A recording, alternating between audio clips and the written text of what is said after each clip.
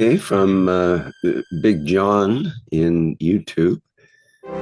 What is a good visualization to power up the soul in a deep level to work with these fields? What? He's looking for a good visualization to power up the soul in a deep level to work with these fields.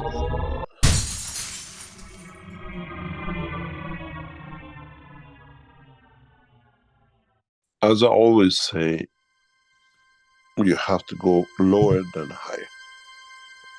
And it's not the 3D movie that you can buy a 3D glasses for it.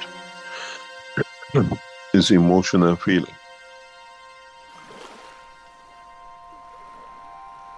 And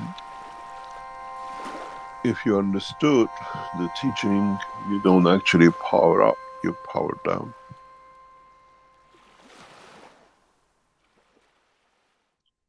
You don't need to power anything up.